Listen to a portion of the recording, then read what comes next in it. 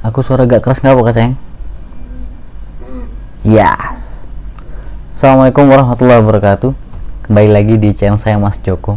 Kali ini kita akan ngebahas secara ringkas sebuah buku yang berjudul 12 Rules for Life. Ini karya Pak Jordan Peterson, An Antidote to Chaos. Jadi buku ini banyak direkomendasikan dari beberapa YouTuber di media online di YouTube, terutama yang berfokus pada self improvement, self help, self development. Jadi sebenarnya saya belum baca buku ini secara keseluruhan, tapi saya baca summary-nya dari aplikasi yang namanya Shortform. Itu aplikasi yang cukup bagus menurut saya. Jadi ringkasannya itu memang nggak cuma surface level aja, tapi dia cukup in detail, meringkas dari sebuah buku yang tebal. Jadi buat kalian yang rasanya kurang punya waktu, kalian sibuk dengan pekerjaan, sibuk dengan kegiatan kalian bisa coba aplikasi Shortform itu. Dia bisa kasih free trial dan kalian bisa coba deh baca ringkasan-ringkasan buku non fiksi. Di situ banyak, kalian coba baca dan isinya itu menurut saya bagus. Oke, ini kita coba bahas sedikit ya. Sebelumnya sebenarnya saya udah punya ringkasannya ya, di IG saya nih. Saya udah pernah sempat bahas. Jadi ada 3 rules yang udah saya bahas. Ini rules yang pertama, fix your posture, kemudian take care of yourself, dan juga yang ketiga itu mengenai do not compare yourself to others. Jadi you versus yourself kalau saya namain. Mungkin kita ke rules yang pertama ya. Saya ngebahasnya dari post IG ini aja ya, biar nggak ribet. Jadi yang pertama itu fix your posture. Kalian tahu nggak sih sebenarnya 70% dari komunikasi kita itu ditentukan dari body language kita. Jadi gimana kita merepresentasikan diri kita, mulai dari raut muka, kemudian gestur tangan, senyuman, itu semua dinilai 70% dalam menyampaikan komunikasi kita itu. Jadi kalau kalian bilang kita tuh harus semangat misalkan, tapi muka kalian lempeng gitu kan, kita tuh harus semangat, nggak boleh lemas gitu. Itu orang akan tahu bahwa pesannya itu bukan semangatnya tapi yang didapat, justru pesan yang didapat dari orang itu ya kita lemes gitu ya, rasanya lemes. Jadi ketika kita mau menyampaikan sesuatu, kita itu harus sesuai emosi yang kita sampaikan, body language kita, postur tubuh kita. Nah ini Pak Peterson di sini bilang memang bahwa postur tubuh kita itu harus diperbaikin, karena most people itu berdiri ya, katakanlah berdiri itu kurang cukup tegak. Jadi kalau kita berdiri disarankan tuh harus lebih tegak gitu, kayak gini tegak, agak sedikit membusungkan dada. Supaya apa? Supaya itu memboost confidence kita. Jadi perubahan postur tubuh fisik kita itu mempengaruhi psikologis kita. Jadi kalau kita memposisikan kita sebagai posisi orang yang confident, itu otomatis psikis kita membuat diri kita lebih confidence juga. Jadi dua-duanya saling mempengaruhi. Kalau kita merasa confidence, postur tubuh kita juga akan mengikutinya, jadi berubah menjadi lebih confidence. Nah ini juga postur tubuh ini dipersepsikan atau dilihat orang lain itu, wah kalau orangnya lebih tegap gitu ya, orang akan melihat oh ini memang orang ini confidence, punya kepercayaan dalam dirinya.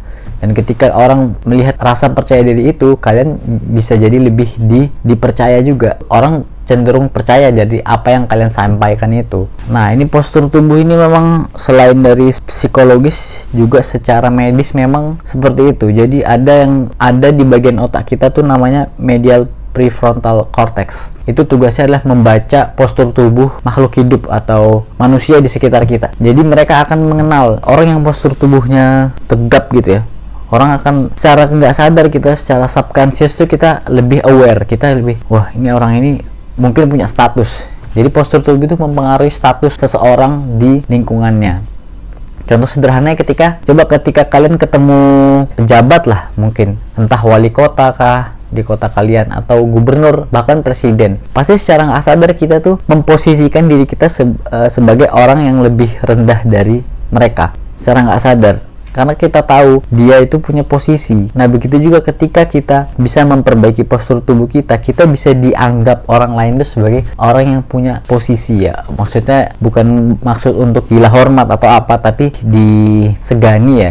Jadi kita punya wibawa gitu ya, kelihatannya punya wibawa. Nah fix your posture ini sudah saya coba ya, dan memang ada efek positif. Jadi saya coba memang setiap hari ketika saya bercermin sebelum keluar rumah itu, saya coba saya tegapin badan gitu kan. Kalau saya tambah senyuman sedikit, Nah ini kan senyuman kan termasuk sedekah juga ya. Jadi kita tambah senyuman itu membuat mood kita tuh jadi lebih bagus gitu. Jadi ketika kita memulai hari, kita tuh udah punya semangat dan optimisme dalam diri gitu.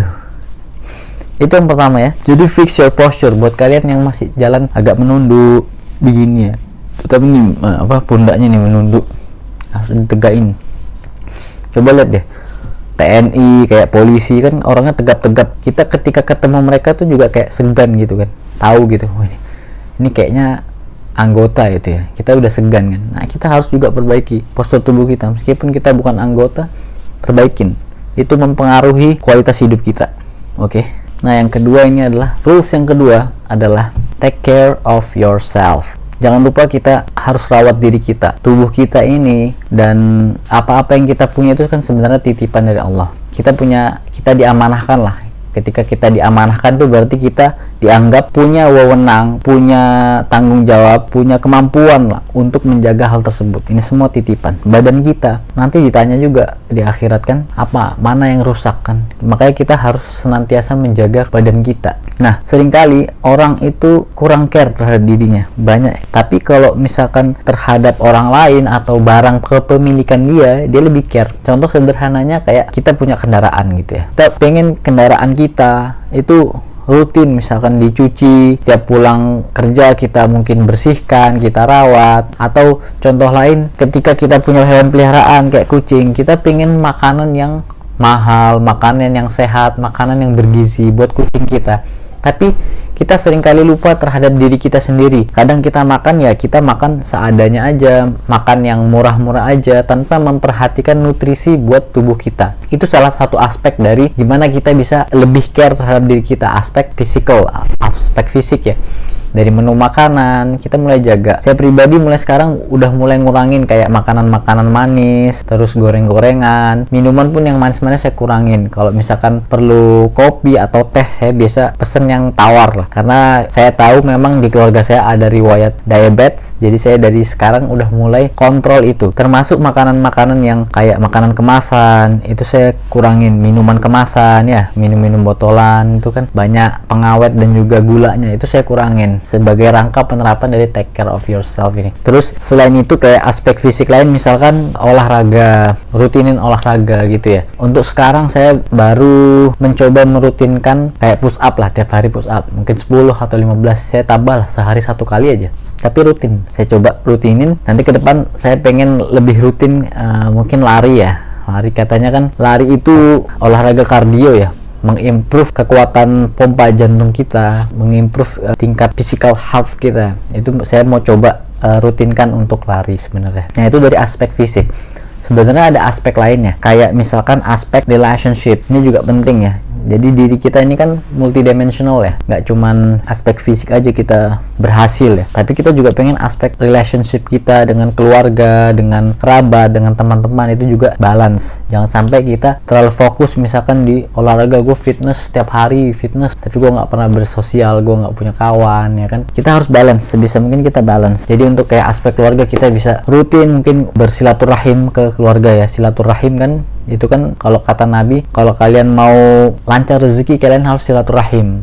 Nah, silaturahim di sini yang dimaksud adalah kerabat yang masih punya hubungan darah, mungkin tante kah, ibu kita lebih utama lagi ya, orang tua kan, atau saudara-saudara kita, itulah silaturahim. Tapi kalau kayak teman itu sebenarnya bukan silaturahim tapi lebih ke ziarah. Ini yang seringkali orang miss ya. Silaturahim yang dimaksud ini adalah orang-orang yang masih punya hubungan darah dengan kita. Selain itu untuk keluarga kita harus luangin waktu kan, anak-anak. Ini yang juga masih saya perlu perbaiki ya dalam diri saya. Saya harus lebih meluangkan waktu buat mereka. Itu termasuk prioritas dalam hidup kita. Aspek lain kayak aspek intelektual bagi saya, ya ini harus menjadi long life learner. Kita harus belajar, terutama belajar ilmu agama sebagai pondasi kita hidup ini. Ilmu agama inilah yang diwariskan Nabi SAW ke kita supaya kita tidak tersesat di dunia dan di akhirat. Ilmu agama, kemudian ilmu-ilmu lain yang bermanfaat, ilmu-ilmu dunia ya buat kerjaan, atau baca buku ya, buku yang bermanfaat, buku self development itu bermanfaat bagi saya. Kita bisa improve diri kita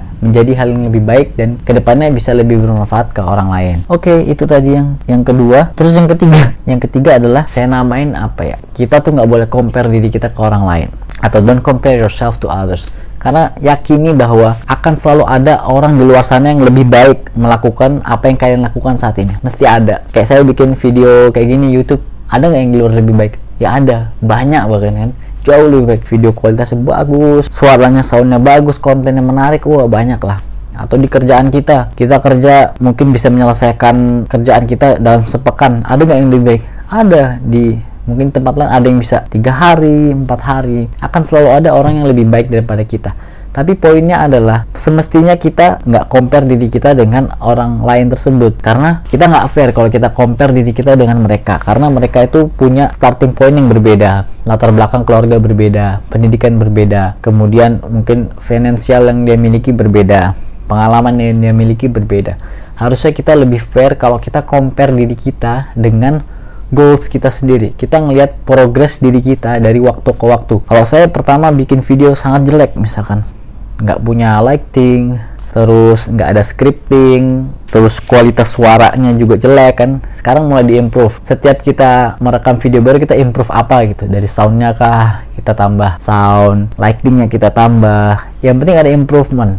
1% better aja kita mengimprove dari apa yang kita lakuin, efek domino akan sangat terasa di akhir nanti. Emang secara progres mungkin nggak kelihatan karena kecil-kecil, tapi begitu kita rutin melakukan hal tersebut, itu akan berefek besar nantinya tanpa kita sadari. Nah, selanjutnya, dibanding kita ngeliat orang lain sudah lebih hebat, udah punya rumah, udah punya kendaraan roda 4, kita mungkin jadi merasa worthless di diri kita ya. Harusnya kita punya pemikiran bahwa ketika kita melihat mereka punya sesuatu yang lebih dari kita, rumput tetangga lebih hijau ya kalau kata pepatah, kita harus tanamkan diri kita bahwa sebenarnya standar tinggi itu high standard, tapi bukan sebuah perfections ya, bukan mencari perfeksionis. High standard itu adalah ada sisi positif ketika kita ngelihat sesuatu high standard itu sebagai tantangan. Jangan sampai kita ngelihat sebuah high standard itu sebagai halangan, sebagai demotivasi buat diri kita. Harusnya kita termotivasi. Kita harusnya punya goals ya, apa ya? High standard ini tujuannya untuk menjaga kualitas output atau hasil yang kita inginkan. Orang punya kendaraan ya udah nggak apa-apa. Kita bukan compare diri kita ke situ, tapi kita juga punya standar sendiri. Kita punya goals. Kapan kita punya kendaraan ya? Di umur berapa, atau ketika saya punya anak misalkan, itu kita punya goals, kita punya kendaraan roda 4 supaya kita bisa memberikan kenyamanan ke keluarga. Jadi high standard ini penting, dan yang nggak kalah penting juga adalah ketika kita membuat goals kita itu selalu kita kaitkan dengan tujuan akhirat. Kayak tadi kita pengen punya mobil, kenapa?